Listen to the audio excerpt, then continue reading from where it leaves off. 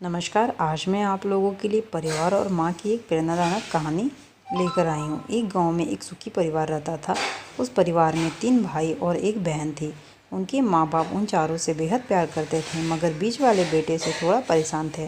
बड़ा बेटा पढ़ लिख कर डॉक्टर बन गया था और छोटा बेटा भी पढ़ लिख कर इंजीनियर बन गया था, मगर बीच वाला बेटा बिल्कुल गँवार और आवारा किस्म का था। उस समय बाद उनके दोनों बेटे डॉक्टर और इंजीनियर ने शादी कर ली और महीनों के बाद ही इनकी बेटी का भी एक अच्छे घर में विवाह हो गया। मगर बीच वाला बेटा अभी भी कुंवारा ही था। वह अनपढ़ था और कहीं पर मजदूरी का छोटा सा काम करता था। उसको शादी के लिए कोई भी लड़की नहीं मिल रही थी। उसकी माँ बाप उससे बहुत परेशान हो चुके थे।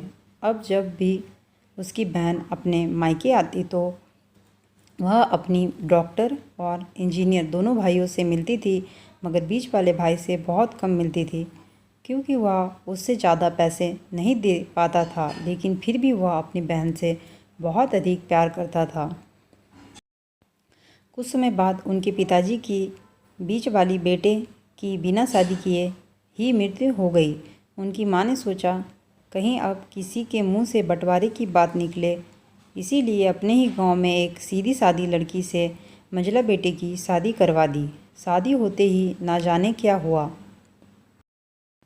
अनपढ़ बेटा मन लगाकर काम करने लगा और पहले से कहीं ज़्यादा मेहनत भी करने लगा।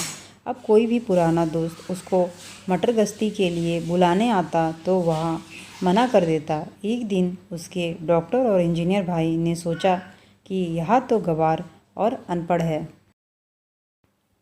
हम इससे कहीं ज़्यादा पैसे कमा लेते हैं, इसीलिए अब हमें बंटवारा कर लेना चाहिए।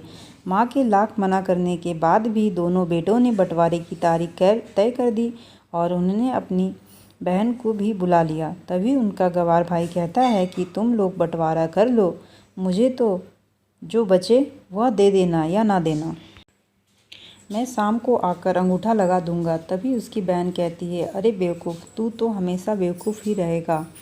ज़मीन का हिस्सा तो आमने सामने बैठकर होता है। और उसकी माँ भी उसे काम पर जाने से रोकती है। उसी वक्त वकील भी वहाँ आता है और कहता है कि आपका सारा हिस्सा मिलाकर 10 बीघा ज़मीन और एक मकान है। अब यह बताओ किसको कितना हिस्सा देना है, मैं उसी हिसाब से कागज़ बना दूंगा। गँवार भाई कहता है कि वकील साहब, आप 5-5 बीघा ज़मीन हमारे दोनों भाइयों के नाम लिख दो और यह हमारा घर है मेरी बहन के नाम पर कर दो। तब दोनों भाई पूछते हैं कि तू अपने हिस्से में क्या लेगा। गँवार भाई कहता है कि मेरे हिस्से में मेरी प्यारी माँ है। वह अपनी पत्नी की तरह मुस्कुराते हुए कहता है, क्यों, क्या मैंने गलत कहा। गँवार और अनपढ़ की पत्नी अपनी सास से लिपटकर कहती है, माँ से बड़ी वसीयत क्या होगी मेरे लिए। उसी वक्त उसका गँवार पति भी अपनी माँ से लिपट जाता है। गँवार बेटे और बहू के प्यार ने जमीन जायदाद के बंटवारे को एक सन्नाटे में बदल दिया।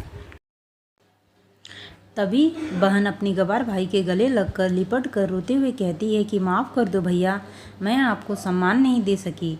तभी उसका भाई कहता है, मेरी प्यारी बहन, इस घर में जितना अधिकार हमारा है उतना ही तुम्हारा भी है। और रही बात बंटवारे की, तो बंटवारा नहीं करने से जीवन खत्म तो नहीं हो जाएगा। क्यों करते हैं हम बंटवारा? क्या हम एक साथ मिलकर नहीं रह सकते, जैसे हम बचपन में मिलकर खेलते रहते थे? एक साथ मिलकर रहने को ही तो कहते हैं एक अच्छा परिवार, और उसके परिवार को संभालती हैं एक माँ।